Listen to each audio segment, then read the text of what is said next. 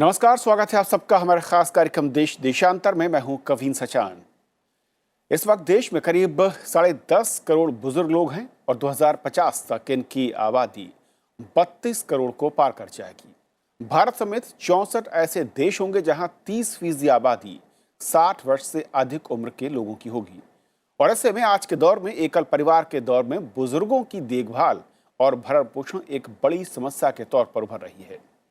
ऐसे में केंद्रीय मंत्रिमंडल ने बुजुर्गों की देखभाल के लिए maintenance and welfare of parent and senior citizen act 2007 में संशोधन पर मुहर लगाई है। नए बिल के मुताबिक अब घर के बुजुर्गों की जिम्मेदारी सिर्फ बेटे ही नहीं बल्कि बहू, दामाद, गोद लिए बच्चे, सौतेले बेटे और बेटियों की भी होगी। उम्मीद की जा रही है कि अगले हफ्ते इस बिल को संसद में पेश किया जा सकता है। बिल लाने का मकसद बुजुर्गों का सम्मान सुनिश्चित करना है। समझेंगे कि असल में आज के दौर में बुजुर्गों के सामने किस तरीके की समस्याएं हैं और जो मौजूदा कानून है वो किस तरीके से उनकी मदद करता है और इस नए कानून की जरूरत क्यों पड़ रही है और नए कानून के प्रावधानों के बाद क्या बुजुर्गों के भरण पोषण और उनकी देखभाल ज्यादा बेहतर सुनिश्चित हो सकेगी। हमारे साथ 4 बेहद खास मेहमान हैं। स्टूडियो मेरे साथ चक्षु राय हैं, हेड ऑफ आउटरीच कार्यक्रम PRS रेजिडेंसी से हैं। सर, आपका स्वागत है। हमारे साथ अनीश कुमार गुप्ता जी हैं, एडिशनल एडवोकेट जनरल हरियाणा से हैं, गवर्नमेंट ऑफ से सुप्रीम कोर्ट में आप हैं, आपका स्वागत है। JR गुप्ता साहब हैं, प्रेसिडेंट हैं सीनियर सिटीजन काउंसिल दिल्ली से। और सोनाली शर्मा है, head of communications HelpAge India से। आपका सोनाली बहुत बहुत स्वागत है। शुरुआत में करना चाहूँगा JR गुप्ता साहब आपसे कि देश में किस तरीके से जो बुजुर्ग माता पिता या सीनियर सिटीजन हैं उनकी जो देखभाल है या उनका जो भरण पोषण है, किस तरीके की दिक्कतें आप देखते हैं, क्योंकि आप इस पूरे सिस्टम को करीब से देख रहे हैं, आप बहुत सारे लोगों के लिए काम करते हैं, और जो कानून है, मौजूदा कानून 2007 का जो है, वो कितना उसको कवर करता है, कितनी मददगार होता है? देखिए, आपने भी कहा कि 10.5 लाख दिल्ली में है। मैं मानता हूं कि अभी क्योंकि हम ग्राउंड लेवल पे काम कर रहे हैं, इलेक्शन ऑफिस की इंफॉर्मेशन के मुताबिक नहीं, 10.5 करोड़ देश में। हाँ, देश का 10.5, ठीक है। मैं दिल्ली की बात कर रहा हूँ। दिल्ली में आज वैसे तो 11 लाख थे पहले, लेकिन अब 18 लाख हो गए। बढ़ते जा रहे हैं लोग, क्योंकि लॉन्गेविटी ज़्यादा बढ़ गई है, उम्र ज़्यादा बढ़ती रहती है, और इस वजह से आगे ठीक कहा आपने कि 2050 में बहुत संख्या हो जाएगी, यूथ से भी आगे निकल जाएंगे लोग। लेकिन उस हिसाब से जो बुजुर्गों पर अत्याचार हो रहे हैं वो शहरों में ज़्यादा हो रहे हैं, गांव में नहीं हो रहे हैं। क्योंकि गांव में हमारी जॉइंट फैमिली सिस्टम है, वहाँ संस्कार दिए जाते हैं और उसके हिसाब से वो उसमें कोई दिक्कत, बहुत कम रेयर केसेस होते हैं गांव में। लेकिन शहरों में इतना बुरा हाल है, मैं आपको कहना चाहता हूँ कि एक तो प्रॉपर्टी का मेन मुद्दा होता है। प्रॉपर्टी में जो आज से 25-30 साल पहले वो हज़ारों में थी, आजकल वो करोड़ों में हो गई है। इसके अलावा एक कारण और भी है कि जो माता पिता ने अपने बच्चों की, बुजुर्ग को कैसा भी हो, हर एक माँ बाप चाहता है कि मेरे बच्चों पे कोई मैं पुलिस केस ना करूं, और मैं फिर भी वो तकलीफ सह लेगा, लेकिन अपनी औलाद के लिए वो कोशिश करता है कि मुझे लिटिगेशन में ना जाना पड़े।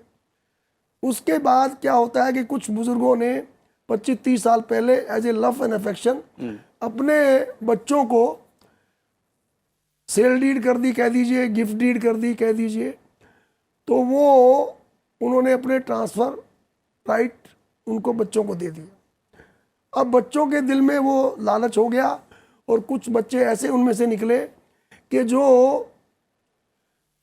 मल्टीनेशनल में काम करते हैं, सुबह 8 बजे चले गए, रात को 8 बजे आते हैं, 9 बजे 10 बजे आते हैं, और माँ बाप को नेगलेक्ट करते हैं। बात करना भी नहीं करना तो भी नेगलेक्ट आता है। तो इस सारी चीज़ों को देखते हुए केस बढ़ते गए।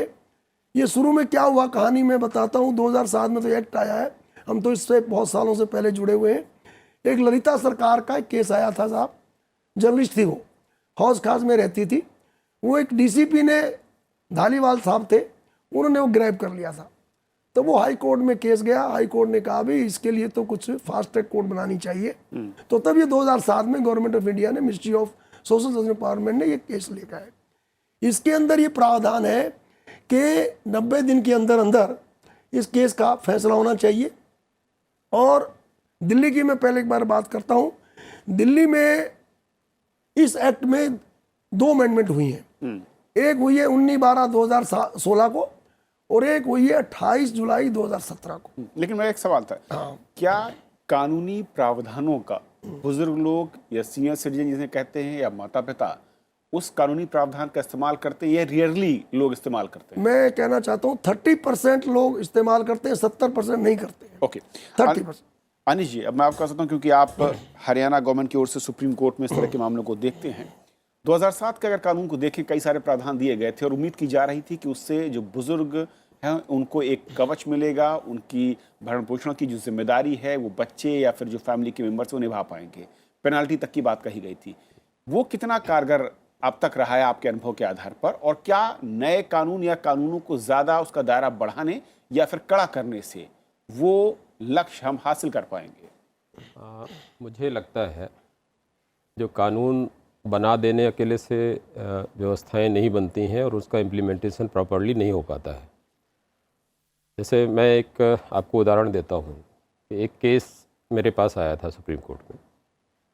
उस केस में एक बुजुर्ग महिला थी, उसने अपनी सारी प्रॉपर्टी अपने बच्चों के नाम कर दी। उसके बाद वो मेंटेनेंस के लिए अपने बेटियों के पास भटकती रही, लेकिन मेंटेनेंस के लिए उसने मांगा 1000 रुपये मेंटेनेंस उसने ट्रिब्यूनल से उसको मिला। उसके बाद हाई कोर्ट में रिट पिटीशन फाइल होती है, रिट पिटीशन डिसमिस होती है, रिट अपील फाइल होती है, उसके बाद सुप्रीम कोर्ट में SLP फाइल होती है।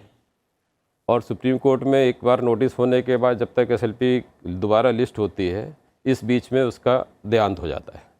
तो ऐसी स्थिति में अगर कानून बना भी और इम्प्लीमेंटेशन नहीं हुआ, तो मेरा कहना ये कि जस्ट ट्रिब्यूनल फर्स्ट इंस्टेंस पे ट्रिब्यूनल है जो इसको लोकल लेवल पे देखता भी है और इफ़ेक्टिव भी कर सकता है। तो वहाँ पर सेंसिटिव लोग हों और तुरंत 90 दिन का इन्होंने कहा है टाइम लिमिट दिया है, और मेरे हिसाब से और इसको कम करना चाहिए, क्योंकि मेंटेनेंस का है, छोटा इशू है, बहुत बड़ा उसमें एविडेंस होने की ज़रूरत नहीं है।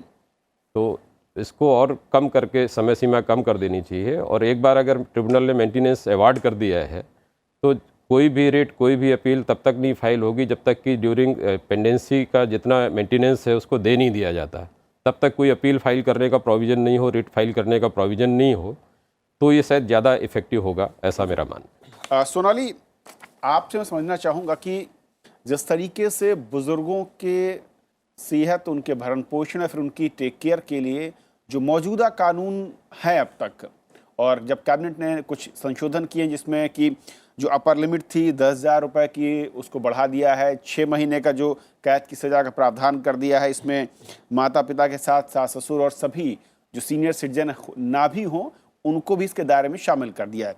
ऐसे में ये कितना आपको लगता है कि बड़ा एक टूल हो सकता है अगर हम बुजुर्गों के देखभाल को लेकर समझें भारतीय सिस्टम को, और ख़ास तौर पर सामाजिक जो इस वक्त वातावरण है?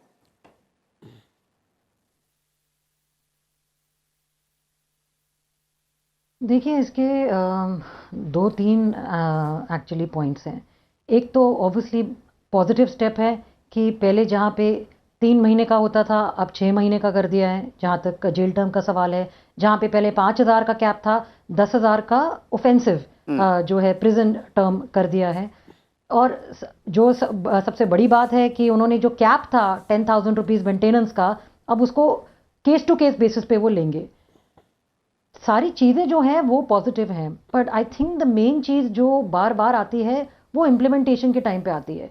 क्योंकि एक बार चलो ट्रिब्यूनल ने दे भी दिया कि चलो नोटिस है और ये फाइनली मेंटेनेंस बच्चों को अपने माँ बाप को पे करना है, पर उसका फॉलो अप कौन करता है?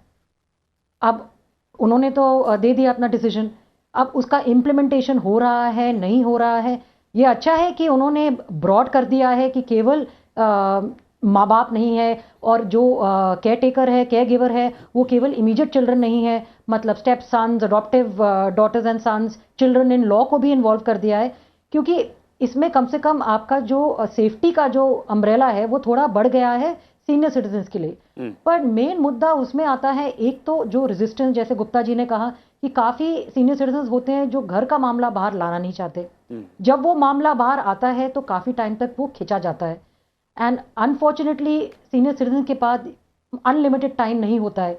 जब तक इम्प्लीमेंटेशन होता है कभी कभार वो होते ही नहीं है। तो आई थिंक इम्प्लीमेंटेशन एक बहुत बड़ा एरिया है which needs to be looked at. But having said that एक पॉजिटिव स्टेप है क्योंकि ऑब्वियसली इस पर्टिकुलर एक्ट में अब फोकस काफ़ी दिया जा रहा है। मतलब 2007 से पहले तो ये एक्ट मतलब था ही नहीं। अनफॉर्चुनेटली जिस तरह स्पेशली अर्बन इंडिया में यहाँ पे प्रॉपर्टी के इतने मसले आते हैं, हमारे पास इतने कॉल्स आते हैं कि, और जब हम बोलते हैं कि सीनियर सिटीजन को कि सर आप ऐसा करिए, आपको चलना पड़ेगा, और इसको हम आगे ले जाते हैं ट्रिब्यूनल के पास, कहते हैं घर की बात हम बाहर नहीं ले जाना चाहेंगे। तो इसमें ऑब्वियसली काफ़ी मतलब हिंड्रेंसेस होती हैं, पर जो पॉजिटिव चीज़ है कि ये आगे बढ़ी है। ये जो कैप है काफ़ी इंक्रीज कर दिया गया है, वो भी बहुत पॉजिटिव है। पर इम्प्लीमेंटेशन सबसे ज़्यादा इम्पोर्टेंस आई थिंक अब उसमें देना चाहिए आगे बढ़ने के लिए। ओके चक्षु जी, जो 2007 के कानून में कई सारे जो नए प्रावधान की बात, कैपिंग 10,000 से हटाकर कैप टू कैप 6 महीने की सज़ा की बात कर दी है, ब्रॉडर कर दिया सीनियर सिटीजन को, माता पिता सास ससुर, और एज भी अगर 60 से कम है तब भी उसके दायरे में आएंगे। लेकिन सवाल ये जो 3 बड़े फैक्टर 3 पैनलिस्ट की ओर से आ रहे हैं, पहला ये कि बुजुर्ग माता पिता या बुजुर्ग जो लोग हैं वो अपने परिवार के बच्चों के खिलाफ जाना नहीं चाहते हैं। दूसरा ये जो कहा अनीश साहब ने बहुत अहम है कि किस तरीके से वो एक कोर्ट से दूसरे कोर्ट और तीसरे कोर्ट तक, और जब उसकी ज़रूरत उन माता पिता को है और शायद जब तक वो नतीजा आता है उससे दूर चला जाता है। और तीसरा इम्प्लीमेंटेशन, जो सेंसिटिविटी है सिस्टम की ओर से, जब उसे टेक केयर करते हैं। कविन, जो आप जो हमारे पैनलिस्ट कह रहे हैं वो उसमें काफ़ी दम है।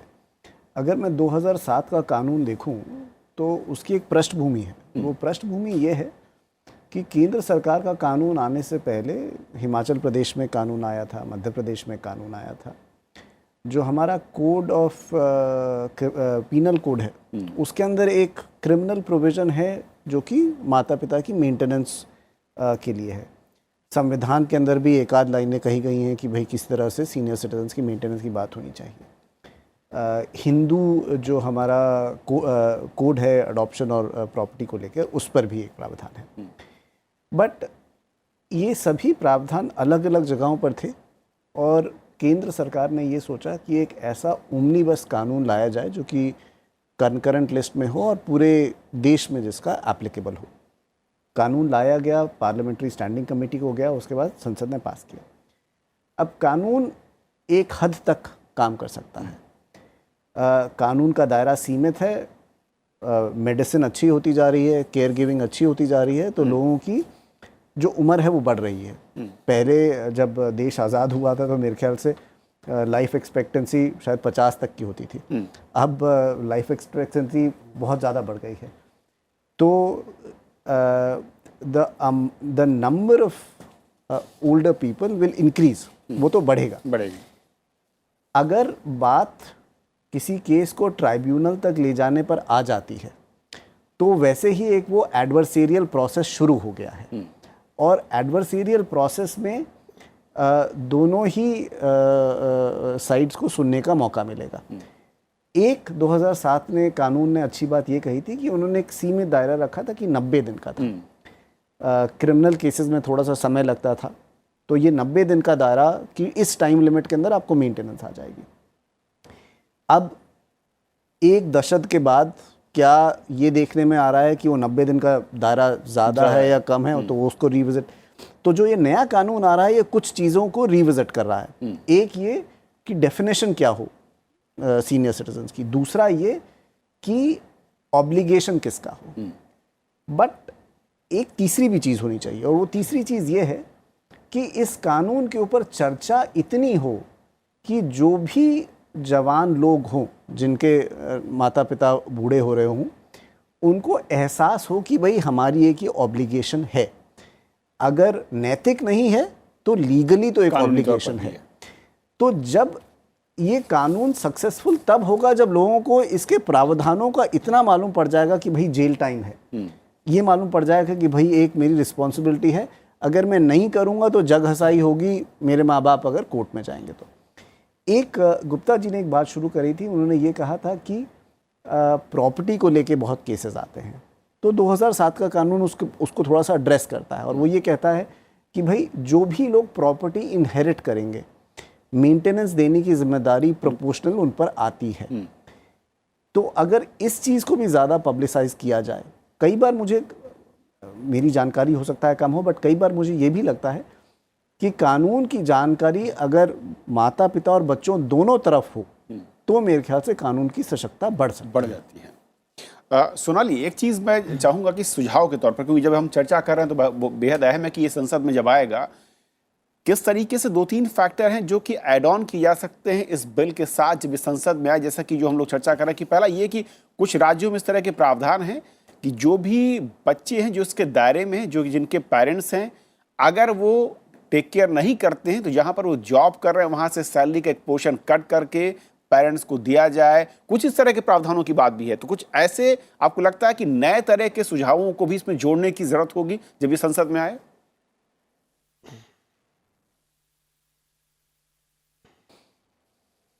आई थिंक जो आपने बात कही है बहुत सही है, क्योंकि जब तक हम बिसाइड जो गवर्नमेंट और सिटीजन्स की रिस्पॉन्सिबिलिटी है, अगर हम कंपनीज और कॉर्पोरेट्स और जहाँ पे प्राइवेट जॉब्स, प्राइवेट इंस्टीट्यूशंस का भी अगर हम ध्यान रखें, जहाँ पे लोग नौकरी करते हैं, अगर सबको दायरे में ले आए कि सब अपनी अपनी इंडिविजुअल रिस्पॉन्सिबिलिटी ले, तो डेफिनेटली बहुत बहुत इम्पैक्ट पड़ेगा।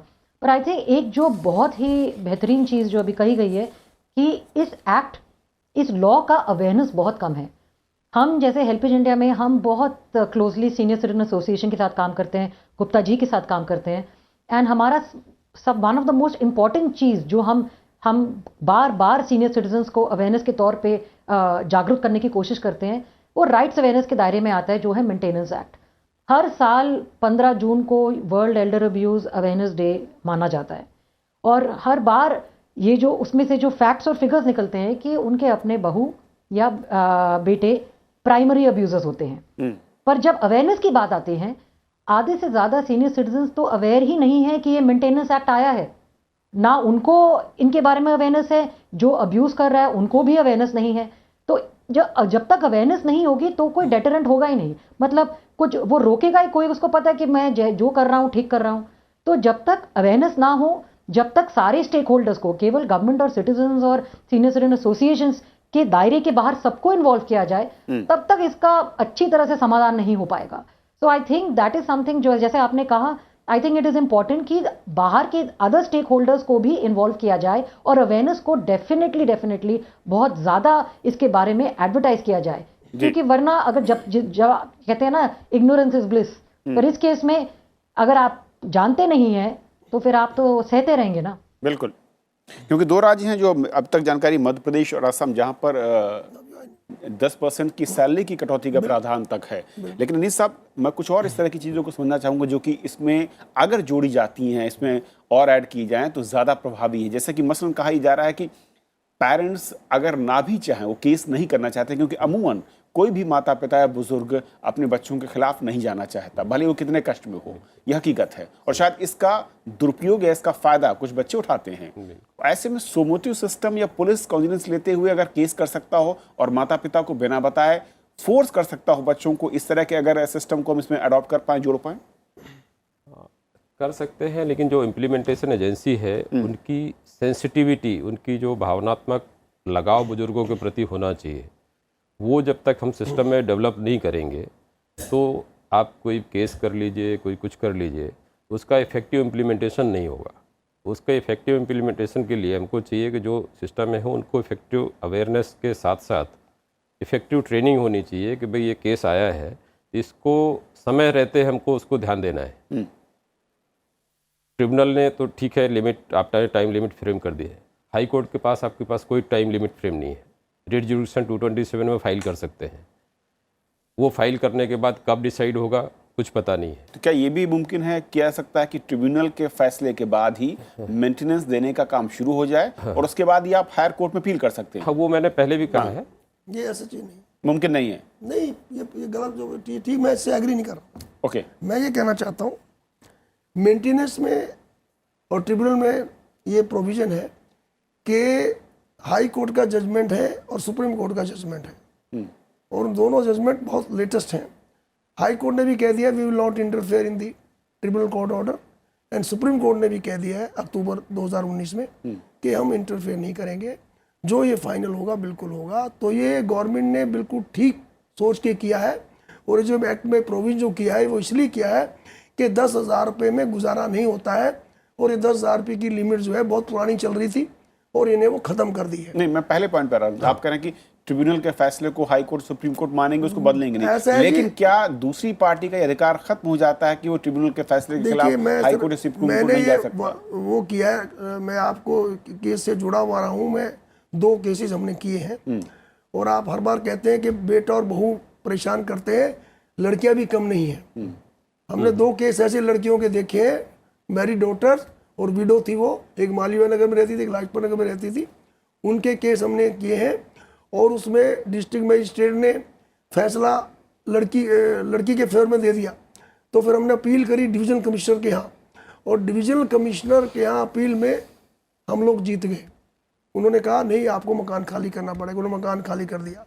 एक केस मैं भी आपको बताता हूँ, सफदर इंक्लेव का है। सफदर इंक्लेव बड़ी पॉश कॉलोनी है।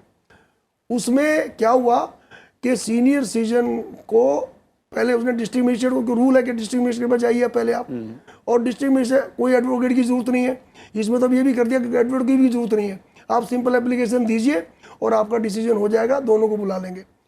तो उन्होंने भी केस किया कि डिस्ट्रिक्ट मजिस्ट्रेट के यहाँ वो बहू और बेटे का फेवर में डिसीजन कर दिया। उसके बाद अपील करी डिवीजन कमिश्नर है, 11 ट्रिब्यूनल कोर्ट है दिल्ली में, और अपील अथॉरिटी सिर्फ एक है, डिवीजन कमिश्नर 5 शाहनाज मार्ग।